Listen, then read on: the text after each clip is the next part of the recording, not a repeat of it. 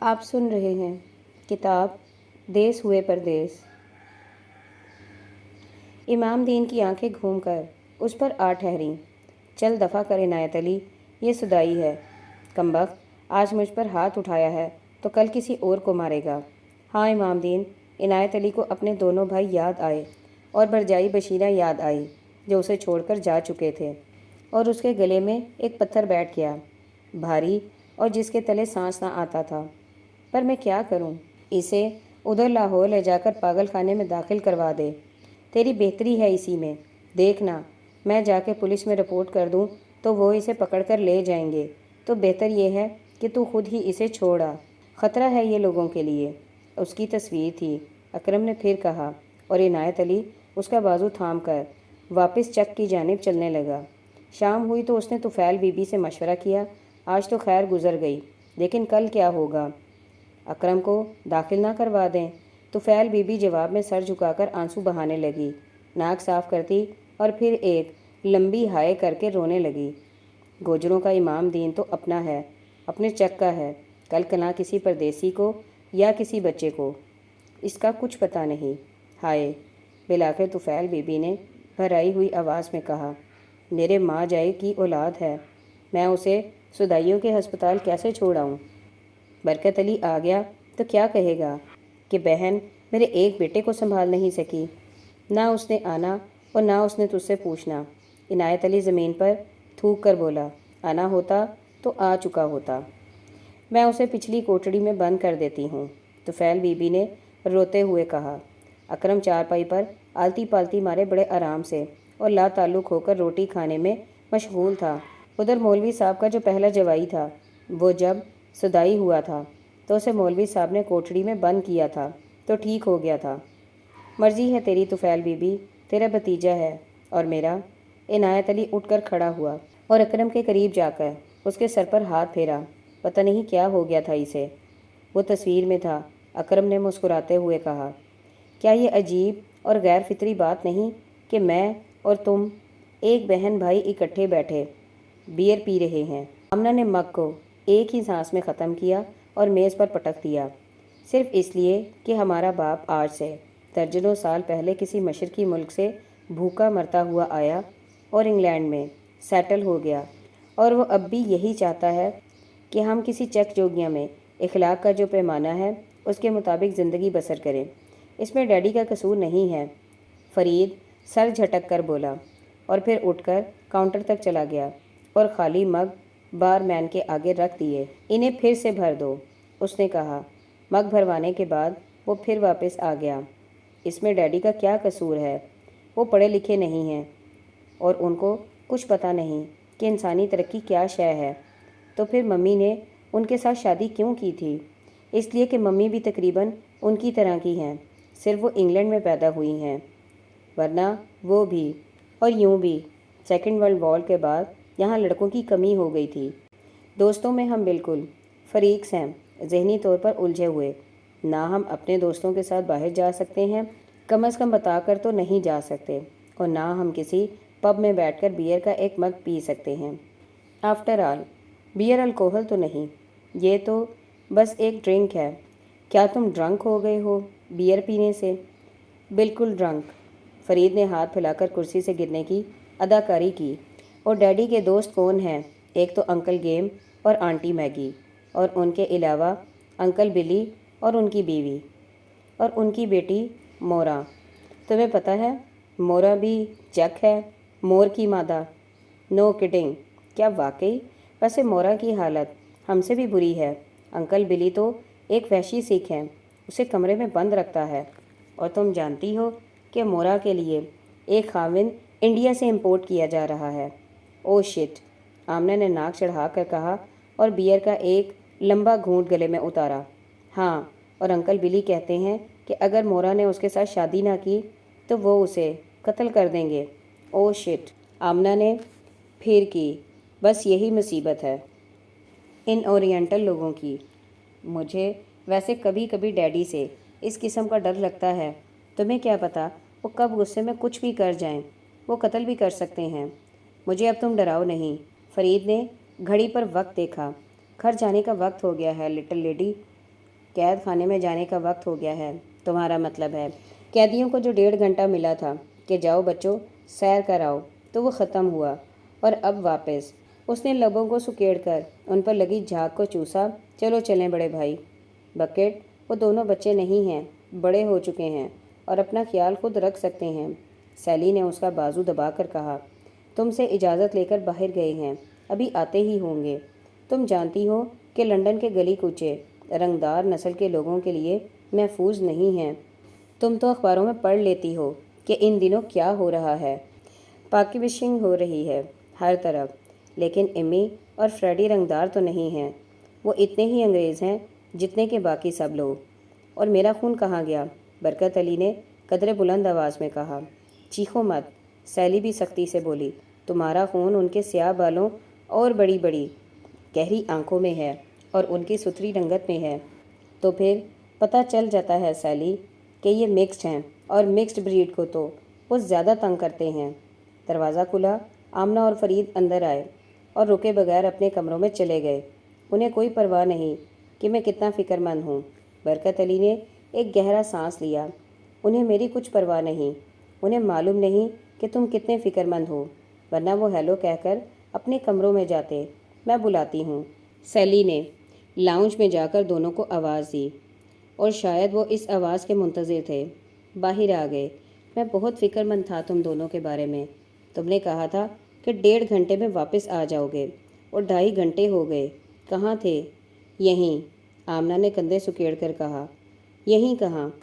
آئندہ ہم اپنے ساتھ ایک فوٹوگرافر لے جائیں گے تاکہ بعد میں آپ کو تصویری ثبوت پیش کیا جا سکے، آمنہ نے لب بھینچ کر کہا، اور فرید بمشکل ہنسی روک سکا۔ اچھا جاؤ۔ برکت علی نے ماتھے کے درد کو انگلیوں سے دبایا کہ کم ہو، اور پھر اسے ایک بو آئی۔ یہ تم کسی پب میں تو نہیں گئے تھے؟ نو، کبھی نہیں۔ ہم تو اچھے بچے ہیں۔ کیوں ایمی؟ فرید نے ہنستے ہوئے کہا۔ ہاں ڈیڈی، ہم بہت اچھے بچے ہیں، آمنہ بولی، اور پھر جھک کر کہنے لگی، اجازت دیجیے کہ میں اپنے کمرے میں جا سکوں۔ اور پھر وہ دونوں ہنستے ہوئے اوپر چلے گئے۔ مجھے یقین ہے کہ ان دونوں نے۔ اپنے یقین کو اتنا عام نہ کرو، سیلی نے کہا، اور وہ دونوں اب بچے نہیں ہیں۔ زیادہ سختی کرو گے تو گھر سے چلے جائیں گے، اور اب مجھے بھی اجازت دو کہ میں کل کی پکنک کے لیے کچھ تیار کر لوں۔ اوہ ہاں، بلبیر کے کئی فون آ چکے ہیں، اور گیم اور میگی کے بھی۔ میرا خیال ہے ہم بہت لطف اندوز ہوں گے۔ اور دور تک سمندر تھا۔ بہت دور تک نہیں، کیونکہ ایک ہلکی سی لکیر دکھائی دیتی تھی جو شاید فرانس تھا، شاید انگلستان کا ہی کوئی حصہ تھا۔ ساحل کے ساتھ ساتھ طے ہو جانے والی آرام دہ کرسیوں کی قطاریں تھیں، اور ان پر نیم دراز لوگوں کے پاؤں میں سمندر کا پانی آتا تھا اور جاتا تھا۔ وہ گیلی ریت میں انگوٹھے چلاتے اور چہروں پر اخبار پھیلائے اونگتے۔ وہ سب تھوڑی دیر کے لیے ان کرسیوں پر بیٹھے رہے اور دوسرے انگریزوں کی طرح دھوپ سینکنے کی کوشش کرتے رہے، لیکن اس میں ان کا دل نہ لگا۔ ایشیائی لوگوں کو سمندر سے رغبت نہیں ہوتی، اور وہ دھوپ میں بیٹھ کر اونگ نہیں سکتے۔ بلبیر نے بیئر کا خالی ٹین بازو گھما کر سمندر میں پھینکا، اور اس کی اس حرکت کو بوڑھے انگریزوں نے شدید ناپسندیدگی سے دیکھا، لیکن بلبیر ان کی ناپسندیدگی سے بہت بلند سطح پر جا چکا تھا۔ اوئے چلو یہاں سے، اس نے برکت علی کو آواز دی۔ یہ انگریز خانہ خراب تو اپنے آپ کو براؤن کرنے آئے ہیں، ہم نے اپنے آپ کو کالا حبشی کرنا ہے دھوپ میں بیٹھ کر؟ چلو کسی کام کی جگہ پر چل کر ان پانی کریں۔ میگی اور غلام علی بھی بور ہو رہے تھے۔ وہ بھی اٹھ کھڑے ہوئے۔ بلبیر کی بیوی رتنا کور بھی بیزار نظر آ رہی تھی۔ سیلی پانی کے اندر چلتی ہوئی خاصی دور جا چکی تھی۔ برکت علی اسے پکارنے لگا، سیلی، اوے سیلی کم بیک، بچے کہاں ہیں؟ بلبیر نے آس پاس دیکھا۔ سیلی واپس آ چکی تھی۔ وہ ذرا فن فیئر میں گئے ہیں۔ کس سے پوچھ کر؟ بلبیر کی آواز اونچی تھی۔ مجھ سے، سیلی نے مسکرا کر کہا۔ پھر تو خیر ہے، اگر برجائی سے پوچھ کر گئے ہیں تو خیر ہے۔ بلبیر پھر خوش ہو گیا۔ اس نے پھر آس پاس دیکھا۔ منڈا گوبند بھی ساتھ ہے؟ اس پر منڈا گوبند، جو کہیں قریب ہی کھڑا تھا، فوراً آگے آیا اور کہنے لگا، نہیں پائیا، وہ مجھے ساتھ لے کر نہیں گئے۔ گوبند وہی ہندوستانی لڑکا تھا جو بلبیر نے مورا کے لیے امپورٹ کیا تھا۔ وہ میٹرک پاس تھا اور اب گاؤں میں زمین ٹھیکے پر لے کر کاشتکاری کرتا تھا۔ ولایت کے چاؤ میں اور ایک ولایتی لڑکی کے ساتھ شادی کرنے کے لالچ میں وہ سب کچھ چھوڑ کر چلا آیا تھا۔ وہ اچھی مردانہ شکل کا مالک تھا اور بڑا سادہ اور بہت زیادہ داؤ پیچ کے بغیر سادہ سا انسان تھا۔ وہ سوشل گفتگو کرنے والوں میں سے نہیں تھا۔ وہ صرف زندگی گزارتا تھا اور کام کرتا تھا۔ اسے ولایت آئے ہوئے 5-6 روز ہو چکے تھے اور اس کے قدم ابھی زمین پر جمے نہیں تھے۔ وہ ڈرا ڈرا سا رہتا تھا۔ مورا نے اسے دیکھا تھا اور پھر دوبارہ نہیں دیکھا تھا۔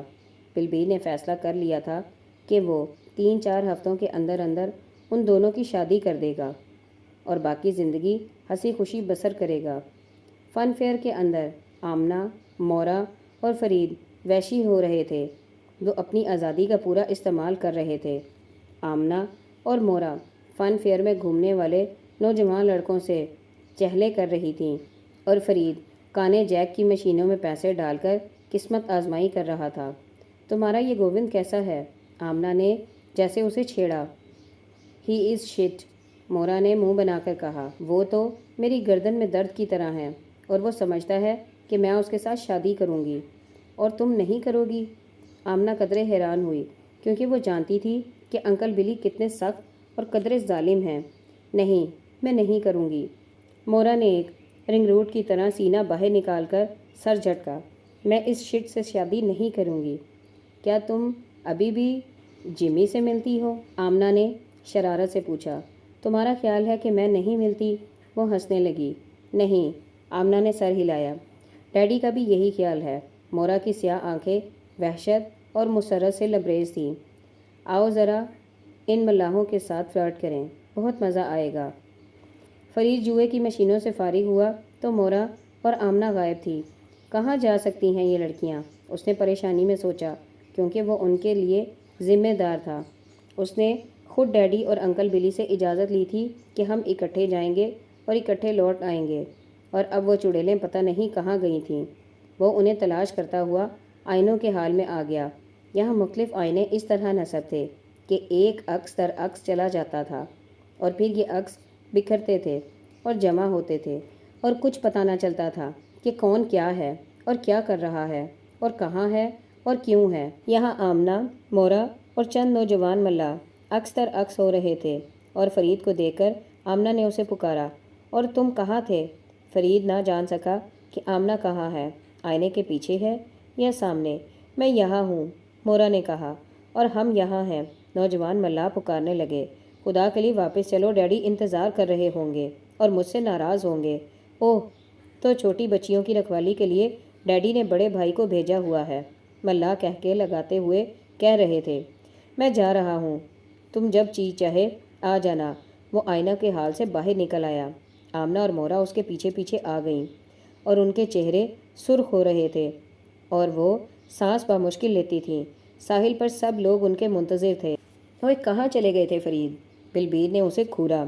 سیلی آگے آئی اور کہنے لگی، کہیں بھی نہیں گئے تھے بیچارے، آئس کریم کھانے گئے تھے۔ اچھا، اب پروگرام کے مطابق پکنک کے لیے کھیتوں اور گاؤں کی طرف نکلے نا۔ ان کی کاریں کینٹربری کے قصبے میں سے گزر کر گریوزا اینڈ کی طرف رواں ہو گئیں۔ انگلینڈ میں اب سڑک سے اور خاص طور پر بڑی شاہراہ کے کنارے کھیت یا درخت کم ہی نظر آتے تھے۔ آبادی لگاتار ساتھ دیتی ہے، لیکن کینٹربری کے نواح میں اب بھی انگلش کنٹری سائڈ کا کچھ حصہ دیکھنے کو مل جاتا ہے۔ بلبیر نے اپنی کار یکدم روک دی۔ ادھر دیکھو اوے، ادھر ایک وسیع کھیت میں ایک بوڑھا کسان آئرش گھوڑوں کی مدد سے کھیت میں ہل چلا رہا تھا۔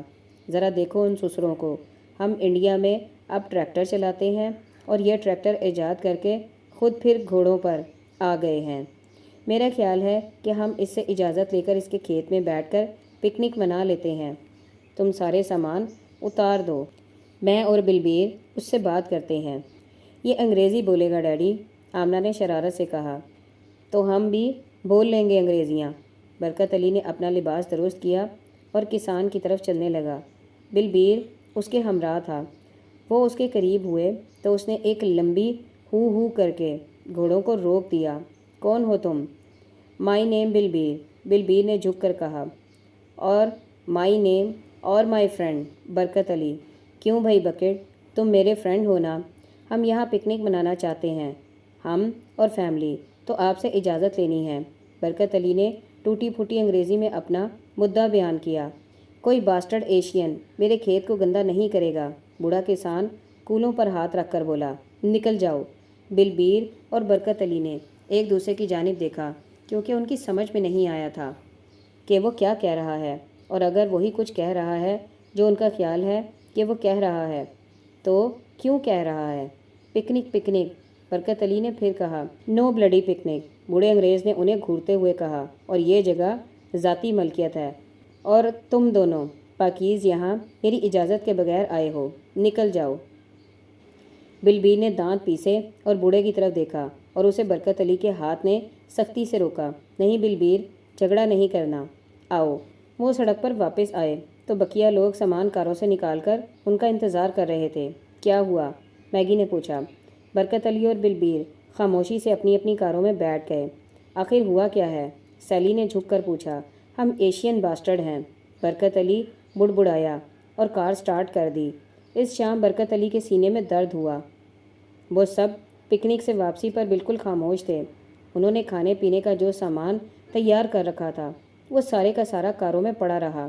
مورا، آمنہ اور فرید نے ایک جگہ رک کر برگر خرید لیے اور انہیں خاموشی سے چباتے رہے۔ گھر پہنچ کر برکت علی نے سیلی سے چائے بنانے کو کہا۔ فرید اور آمنہ اپنے اپنے کمروں میں چلے گئے۔ چائے کے پہلے گھونٹ کے ساتھ برکت علی جیسے یکدم پتھر سا ہو گیا اور اس کے چہرے کی رگیں نمایاں ہو گئیں۔ اس نے بمشکل تمام پیالی میز پر رکھی اور سینے پر ہاتھ رکھ کر جیسے اپنی اذیت چھپانے لگا۔ سیلی جب ڈرائنگ روم میں داخل ہوئی تو وہ سینے پر ہاتھ رکھ کر جھکا ہوا تھا۔ تشویش نے اس کے گلے اور آواز کو مدھم کر دیا اور وہ بیٹھی ہوئی آواز میں بولی، کیا ہوا بکٹ؟ وہ کچھ دیر اسی حالت میں پڑا رہا اور پھر ماتھے پر آئے ہوئے پسینے کو پونچھ کر سیدھا ہو گیا۔ بس ایک لہر سی آئی تھی درد کی۔ اس نے ایک زبردستی کی مسکراہٹ لبوں پر سجائی۔ کہاں؟ سیلی نے اس کے بدن پر ہاتھ رکھ کر اسے جیسے ٹٹول رہی تھی کہ کہیں ٹوٹ تو نہیں گیا۔ سارے بدن میں۔ اس کی آواز گھٹی ہوئی تھی۔ مجھے پانی دو، میں تمہیں ہسپتال لے کر جاتی ہوں۔ وہ اٹھی۔ خبردار، برکت علی کی آنکھیں مزید سرخ ہوئیں۔ مجھے کچھ نہیں ہوا، میں یہیں رہوں گا۔ سیلی بھاگتی ہوئی اپنے کمرے میں گئی اور وہاں سے بلبیر کو فون کیا۔ بچوں کے کمروں سے تیز موسیقی کی آواز آ رہی تھی، اور دوسری جانب بلبیر کو کچھ ٹھیک سے سنائی نہ دے رہا تھا کہ پکنک سے واپسی پر ابھی تو وہ اسے گھر چھوڑ کر آیا ہے اور اب سیلی کہہ رہی ہے کہ وہ تمہیں بلا رہا ہے۔ سیلی پانی کا گلاس لے کر واپس آئی تو برکت علی نہایت اطمینان سے بیٹھا ہوا تھا۔ اس نے پانی کا پورا گلاس ایک ہی سانس میں پیا۔ میں نے کہا تھا نا کہ مجھے کچھ نہیں ہوا۔ تھوڑی دیر بعد بلبیر کی کار کا انجن ان کے دروازے کے پاس ایک گہرے سانس کی طرح سنائی دیا اور پھر بند ہوا۔ بلبیر کیوں آیا ہے؟ اس نے سیلی کی طرف دیکھا کہ وہ جانتا تھا اسے میں نے بلایا ہے۔ سیلی نے نہایت سکون سے کہا، جوگی، اوئے جوگی۔ بلبیر نے اندر آتے ہی نعرہ لگایا۔ وہ گئی رات تک اس کے پاس بیٹھا رہا۔ ایسی باتیں دل کو نہیں لگاتے۔ کیا ہوا جو اس چٹے باندر نے تجھے ایشین باسٹرڈ کہہ دیا؟ ہم بھی تو انہیں پتہ نہیں کیا کیا کہتے ہیں۔ برکت علی آتش دان میں سلگتی آگ کو گھور رہا تھا۔ اس نے ایک گہری اور سرد آہ بھری۔ کیا فائدہ میرے 4 جوگی اینڈ سیلی اسٹور کا؟ کیا فائدہ اتنے انگریز ملازموں کا اور اس دولت کا؟ یار بلبیر، ہوتا نا میں اپنے چک جوگیاں میں تو دیکھتا کہ کون مائی کا لال مجھے باسٹرڈ کہتا ہے، اور اگر کہتا ہے تو پھر جاتا کہاں ہے؟ اپنے وطن کی تو بات اور ہوتی ہے نا برکت علی۔ تو پھر ہم یہاں کیا کر رہے ہیں؟ ہم یہاں جڑیں پکڑ گئے ہیں جوگی اوئے۔ جوگی، ہم یہاں کے بوٹے نہیں ہیں پر جڑیں پکڑ گئے ہیں۔ اب نہ ہم مرتے ہیں اور نہ بڑھ کر درخت بنتے ہیں، بس اسی طرح رہتے ہیں۔ کھایا پیا اور اتنے ہی رہے جتنے تھے۔ ساتھ والے کچھ سکھ واپس گئے تھے پر ہندوستان میں ان کا حال یہاں سے برا ہوا۔ ساتھ والے کچھ سکھ واپس گئے پر ہندوستان میں ان کا حال یہاں سے برا ہوا۔ وہی تو وطن پر وہ بھی پردیس ہو گیا۔ اب نہ ہم ادھر کے ہیں نہ ادھر کے۔ تم تو پھر بھی خوش نصیب ہو، تمہارے پاس اپنی زمین تو ہے، اپنا چک جوگیاں تو ہے۔ ہاں، پتہ نہیں ہے کہ نہیں ہے؟ کیوں نہیں ہے نا سکھوں والی بات۔ چلیں گے یار، اکٹھے چلیں گے، پر پہلے کل سویرے کاؤنٹی ہسپتال جائیں گے اور تیرا ذرا چیک اپ کرائیں گے۔ مجھے کیا ہوا ہے؟ ابھی تو کچھ ہوا نہیں، بلبیر نے نزدیک آ کر سرگوشی میں کہا، پر کیا پتہ کیا ہو، لڑکا یا لڑکی؟ برکت علی بے اختیار ہو کر مسکرانے لگا اور اسے مسکراتا دیکھ کر بلبیر کا دل راضی ہوا اور فکر مندی کا بوجھ کچھ کم ہوا، اور وہ گلوگیر آواز میں کہنے لگا، جوگی اوئے جوگی۔ غلام علی اور میگی، بلبیر اور رتنا کور اور برکت علی اور سیلی، ان تینوں خاندانوں کا میل روزانہ نہیں ہوتا تھا۔ فون پر ایک دوسرے کی خیریت معلوم کرتے رہتے، اور پھر کسی روز بیٹھے بٹھائے بلبیر کہتا، میں آ رہا ہوں، اور وہ آ جاتا، اور پھر وہ سب غلام علی کے ہاں چلے جاتے۔ بچوں کو اس قسم کے پروگراموں پر سخت چڑ تھی، کیونکہ ان کی زندگی کی ساری روٹین درہم برہم ہو جاتی۔ لیکن اب بلبیر اکثر اس کے پاس آ جاتا، وہ اکیلا ہوتا اور کسی نہ کسی بہانے آ جاتا۔ برکت علی کہتا، اوئے سکھا، تیرا گھر دل نہیں لگتا جو روز ادھر آ جاتا ہے؟ اور بلبیر کہتا، جوگی اوئے جوگی، میرا کہیں بھی دل نہیں لگتا، اور بھرجائی اس عمر کی زنانی بھی تو بس کیما کرنے جوگی رہ گئی ہے۔ بلبیر ہنستے ہوئے کہتا، حالانکہ وہ رتنا کور پر جان چھڑکتا تھا، کسی کام کی نہیں رہتی۔ سنا آج تیرا کیا حال ہے؟ مجھے کیا ہونا ہے؟ ہاں ابھی تو کچھ نہیں ہوا، بلبیر سر ہلا کر کہتا، نہ لڑکا نہ لڑکی، کچھ نہیں ہوا۔ کاؤنٹی ہسپتال میں تفصیلی چیک اپ سے معلوم ہوا کہ برکت علی کی چھوٹی موٹی ہارٹ کنڈیشن ہے جو خطرناک نہیں، صرف یہ ہے کہ سیڑھیوں سے اجتناب اور بوجھ اٹھانے سے پرہیز ہے۔ سیلی نے اسے 4 ہفتے کا جبری آرام دیا، اور اس کے بعد لنچ کے بعد چھٹی، وہ گھر چلا جاتا، اور بلبیر بھی فیکٹری سے سیدھا اس کے پاس آ جاتا۔ ایک شام وہ دیر تک اس کے پاس بیٹھا رہا۔ گووند کا سارا حساب کتاب اب ٹھیک ہو گیا ہے، اسے یہاں نوکری بھی مل گئی ہے۔ اگلے ہفتے مورا کی شادی میں نے کر دینی ہے۔ مورا سے بات تو کر دینی تھی، گووند کو میں نے خود ہندوستان سے بلایا ہے، سسری کہتی ہے امپورٹ کیا ہے، اور وہ ہمارے گھر میں رہتا ہے۔ مورا کو نہیں پتا کہ کیوں؟ تو بات کرنے کی کیا ضرورت ہے؟ ویسے میں زیادہ خرچہ پانی نہیں کروں گا، جو کچھ ہو سکا گووند کی ہتھیلی پر رکھ دوں گا کہ جو مرضی کرو، اور میں نے اپنے پاس کیا رکھنا ہے؟ مورا میری اکلوتی بیٹی ہے، فکر کیوں کرتا ہے؟ برکت علی اسے تسلی دیتا، شادی کے بعد بھی تو وہ تیرے پاس ہی رہے گی۔ آہو، پر عجیب سا لگتا ہے نا اپنی بیٹی کو اس ڈشکرے گووند کے پلے باندھ دینا، جی نہیں چاہتا میرا۔ دیکھ بلبیریا، اگر سردار ستونت سنگھ بھی اپنی بیٹی رتنا کور کے بارے میں یہی کچھ سوچتا تو مورا کہاں سے آتی؟ بس یہ قدرت کا کھیل ہے، اسی طرح چلتا ہے، اور ہم اسی کھیل میں چھوٹے موٹے اداکاروں کی طرح دھکے کھاتے رہتے ہیں اور بالآخر نکل جاتے ہیں۔ اسی شام آمنہ گھر کو لوٹ رہی تھی، اور وہ اکیلی تھی۔ عام حالات میں اسے تنہا باہر جانے کی اجازت نہیں ملتی تھی، لیکن اس کی ایک کلاس فیلو جین کے گھر میں الوداعی پارٹی تھی، جس میں تمام استاد اور استانیاں بھی شامل ہو رہی تھیں۔ جین ذاتی طور پر برکت علی اور سیلی کے پاس آئی اور ان سے درخواست کی کہ اسے صرف 2-3 گھنٹے کے لیے اس کے ہاں جانے کی اجازت دی جائے۔ اس شام وہ اسے لینے کے لیے آئی اور وعدہ کیا کہ واپسی پر وہ اسے خود چھوڑ کر جائے گی۔ پارٹی نہایت پرسکون اور بور تھی، اگرچہ وہاں موسیقی بھی تھی، لیکن تمام طالب علم سٹاف کی موجودگی میں ذرا بجھے بجھے سے رہے اور فلور پر 2-4 چکر کاٹ کر پھر اپنی کرسیوں پر جا بیٹھے۔ 9 بجے کے قریب آمنہ نے جین سے گھر جانے کی اجازت چاہی۔ اگر تم مجھے 1 منٹ دو تو میں ڈیڈی سے کار کی چابی مانگ کر تمہیں چھوڑ آتی ہوں۔ وہ باہر کو لپکی، لیکن آمنہ نے اس کا بازو تھام لیا۔ میں ایک چھوٹی سی دودھ پیتی بچی تو نہیں ہوں، لیکن میں نے تمہارے ڈیڈی اور ممی سے وعدہ کر رکھا ہے، بھول جاؤ۔ آمنہ نے کوٹ پہنا اور باہر آ گئی۔ اس نے بس پر سوار ہونے کی بجائے پیدل چلنا پسند کیا، کیونکہ خلاف توقع موسم بڑا خوشگوار تھا۔ وہ بند دکانوں کے وہ روشن شو کیسوں میں جھانکتی اور گنگناتی ہوئی چلتی رہی۔ چند نوجوانوں نے اسے پک کرنے کی کوشش کی، لیکن وہ انہیں خوش دلی سے جھاڑ پلاتی ہوئی آگے بڑھ گئی۔ وہ مورا کے بارے میں سوچ رہی تھی، بلکہ اپنے بارے میں سوچ رہی تھی۔ اگر گووند کے ساتھ مورا کو باندھ دیا جاتا ہے تو پھر آمنہ کے لیے بھی اسی قسم کی بندوبست کی راہیں کھل جاتی تھیں۔ ڈیڈی نے 1-2 مرتبہ چک جوگیاں کے کسی حسن علی کا تذکرہ کیا تھا، اور جس طرح کیا تھا اس میں ایک خواہش تھی۔ اس نے طے کر لیا تھا کہ مورا اگر اپنے آپ کو ڈبوتی ہے تو کم از کم وہ ایسا نہیں کرے گی۔ وہ بڑی آسانی سے گھر چھوڑ سکتی تھی۔